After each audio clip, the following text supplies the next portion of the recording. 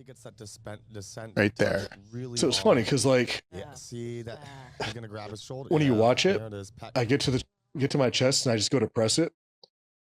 In my mind, maybe it wasn't like this, but when I heard it tearing on the way down,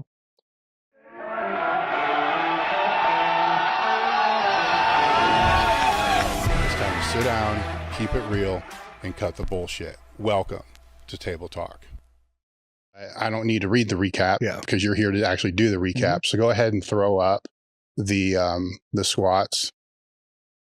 So you said with this one, you're training going into it. So let's go into that real quick. You're training going into it.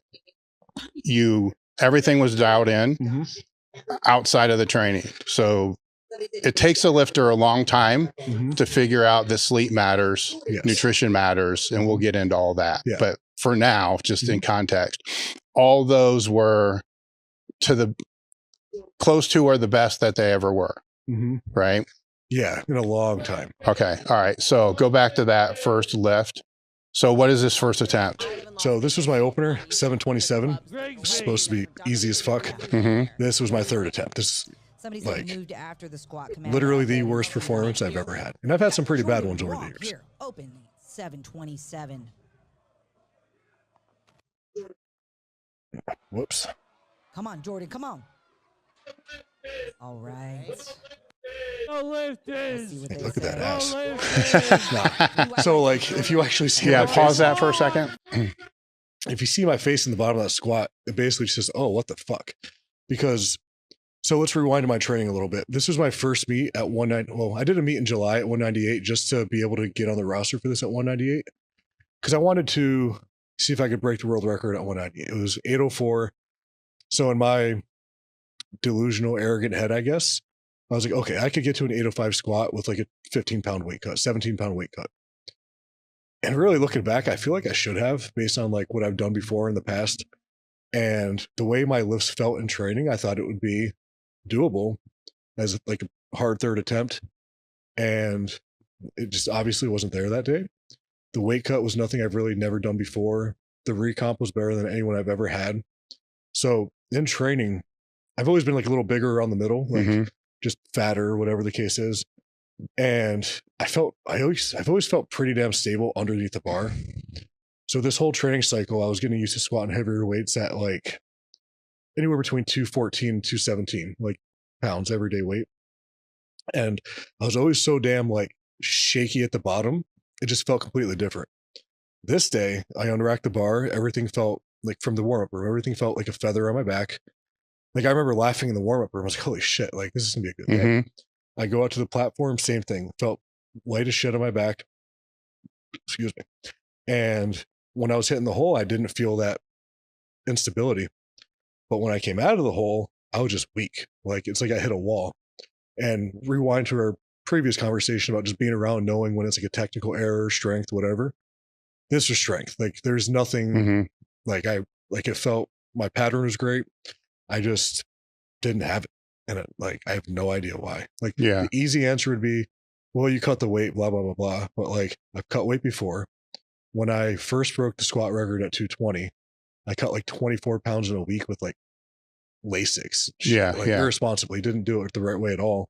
Still did it. So like, I don't know if it just reflects on training, kind of like I talked about in the meet recap a little bit, or I really don't think it couldn't have been mental either, because this was the best I've felt going into a meet since 2016. And I have not felt good going into any meet since then. Yeah. And the warm-ups felt good. Everything was good, except for the last one. But that's because we got a little rushed. Like I think a few people called their third attempts, but nothing I've never faced before. Yeah. Yeah. Now we can play the misses. No. We can. What game can we play here? We can play the before you become a great power lifter. We can play the intermediate excuse power lifter and just say, well, the bar rolled. Yeah, I can't do that. The carpet was slick. And, how many excuses can we come up with? That drives me fucking nuts. Yeah, I know that, but it's what I'm talking about. There's like 100. Is when people make them for you.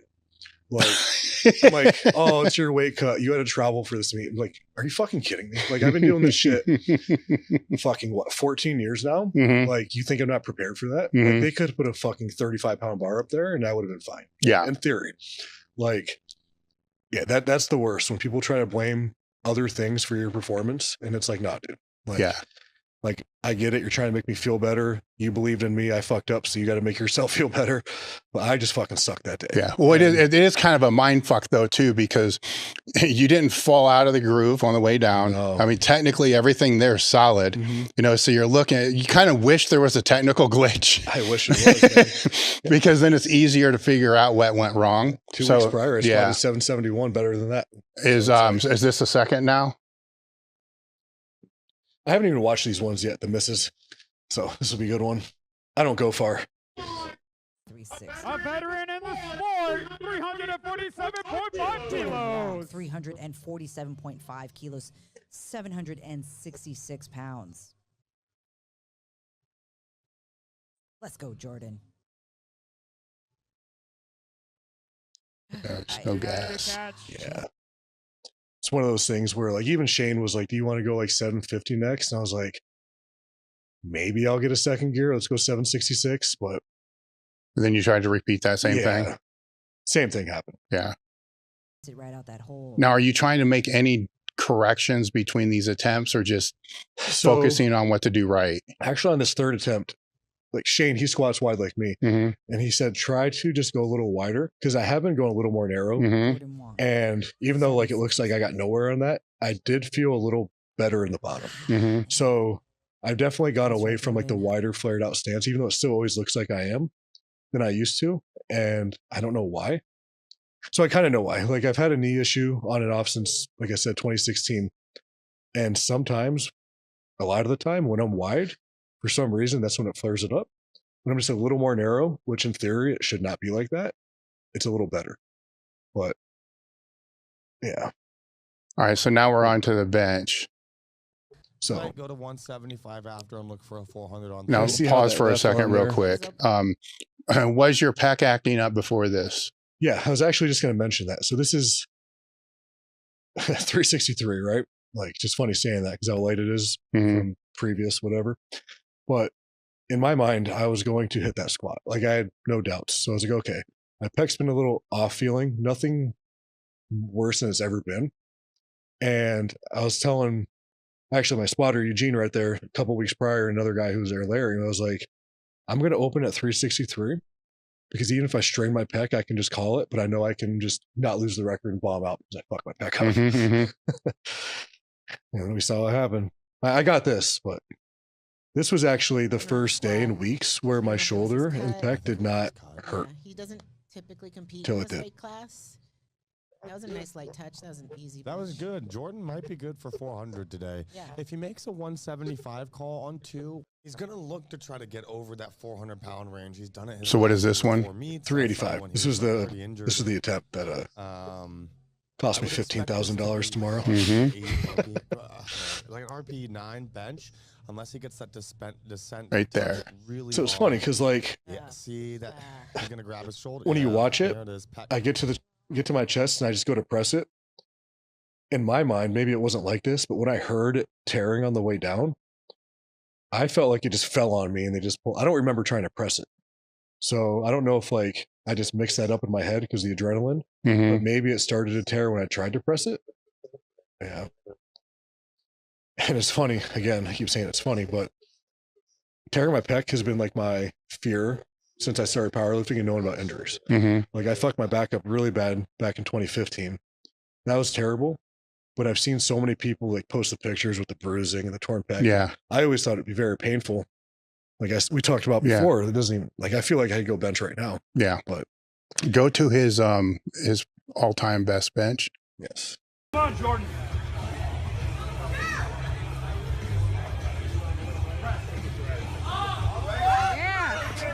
Torn pec with 385. Okay. Now you were saying technically things have changed since you've strained the pec, training for that meet. So what's different with your bench now than there? So not so much technical. So this was 2016. And so my bench always kind of seemed to stabilize between 462 and 484, depending on the meet. And I got a little smaller, like I lost some body fat, so that probably contributed to some of the strength loss. But really, I was just stuck there for a while. And then March or April of 2020, my friend and I, we were doing, it was during COVID. We were just training at my house. All the gyms are closed down. My friend Joe and I were doing 225 for reps every week, trying to get it up. I got to like 34 reps. And the next week it went to like 27 and then 22 and then like 16 and then like 11. I was like, all right, what the fuck is going on? And pretty much my left tricep and left lat, they just seem to shut off. Like I could do a tricep push down, never feel a contraction, lat pull down, never feel a contraction.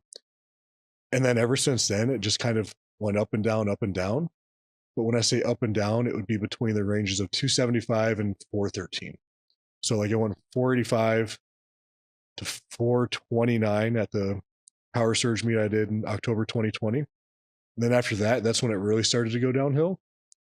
And I've just been fighting like hell to get it back to where, shit, I don't even say back to where it was, like even 440 I'd be happy, right? And then I'm not going to act like I know what I'm talking about here, like anatomically, but I feel like whatever was going on there kind of screwed my shoulder up a little bit. My serratus was always really tight. I was always, like I said, I'm not a genius, but like quote unquote compensating for something.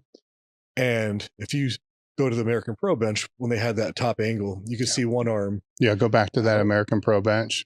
Like from the top angle, you can see my right arm flared out like it should be. My left arm tucked all the way to the side. So it looks like I'm gripping completely different. I would And I've had expect this to be spotters, like an RP, like, eight, just right, like, what and not go back. like an RP 9 Right. bench. Hold on. Unless he gets that descent touch really on. There.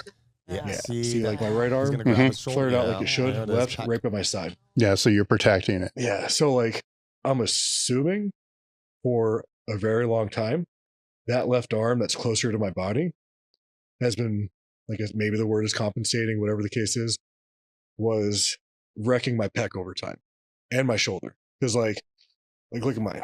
Yeah. Like even without the torn pec, like and I've never had shoulder issues. Like shoulder mobility problems, getting underneath the bar sometimes. Yeah. Like I've never not been able to do like Y raises or overhead press. And like, not to play tough guy, but like there's never any pain. It was just very bad restriction. So now when you were bouncing around with trying to figure that out over the years, what things did you try? What things helped? What things didn't help?